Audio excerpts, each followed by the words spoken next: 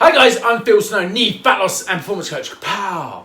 Today's video then is all about getting rid of those scales, okay, the sad step that you might use to weigh yourself and replace them with another set of scales. But this set of scales is very easy, 1 to 10, okay? And it's not just the 1 to 10, it's a series of questions that come with these scales, okay, the 1 to 10. Now, one of the first goals that we've already established, or questions being put in that we need to establish is, what are your goals? What do you want to achieve? Then the next question would be, right, on a scale of 1 to 10, 1 being nowhere near your goal and 10 being achieving your goal, looking great, fantastic, feeling awesome, what have you, where would you rate yourself right now?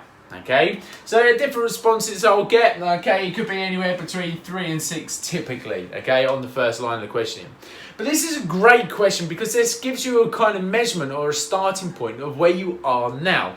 So say for instance you are this 3 out of 10 on your journey, okay, where you want to get to, whatever it may be, should it be a fat loss goal, then we know, right, okay, I've just got 7 more steps until I get to where I want to be. So the next question would be, okay, so if you're a 3 out of 10 right now, what would it take for you to say that you are a 4 out of 10? What would have changed? What would be different, okay? Then you're kind of mentally rehearsing, visualizing what will be different. So then, when you've achieved it, you know you've achieved it, okay? You can carry on floating through kind of working towards a goal, but if you don't know where you've come from and where you're going to, then you're not really going to make much of a difference, quite honestly. So then we can use this question, or this 1 to 10 scale for several other things. We could say, right, on a scale of 1 to 10, how motivated are you? Okay, if for instance you're sort of saying, oh, I'm a 3 out of 10 on the motivation, being 10 being great, then we can probably say that 3 out of 10 isn't really relative to goal that you want to achieve. And I'll tell you a story about that. I had a client who actually gave me a scale of 1 to 10 on a belief scale, okay? I asked them, how much do you believe that you can achieve your goal, okay? How motivated are you to achieve your goal came later. But their belief was an 8 out of 10. I was like, oh, fantastic, went through a line of questioning. And then I got to the end and I said, how motivated are you to achieve your goal? And it turned out being a 3 out of 10. I was like, whoa, but hold on a minute, you said you had absolute belief and you said that your priority was a sort of 8 out of 10 as well. So why is your motivation only a 3 out of 10?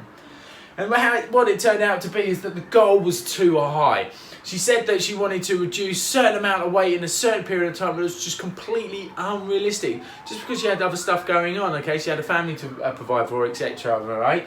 But then this is where it kind of gets confusing for people because they don't know what's expected and they expect themselves to set these high targets and perform them like all the time, but really it's a step-by-step approach. Whereas if we said, let's make this weight loss goal a little bit less, which is what we actually end up doing, okay? So instead of being 6 kilos in this amount of time, what if we said it was only 2 kilos in that amount of time? Do you think you could do that? Yeah, certainly. Okay, well, let's work towards that. And we went through a certain line of questioning again, and I said, okay, now we've only made it to 2 kilos. How motivated are you now to achieve your goal? And by Joe, yeah, it was that 8/9 out of 10 that I was looking for, okay? This is a really important question, how motivated are you to achieve your goal? Because I would say as a rule of thumb, if it's 6 or below, then that's not relative to the goal that you actually want to achieve. You don't honestly believe that you can do it. So guys, it might be worth just cutting your goal down to a smaller goal that you know that you can definitely do, be more motivated, work towards it, smash it, and then you set yourself another goal. Guys, I hope that's been useful. Ditch the stepping scales, okay? Use these scales instead. Keep it real.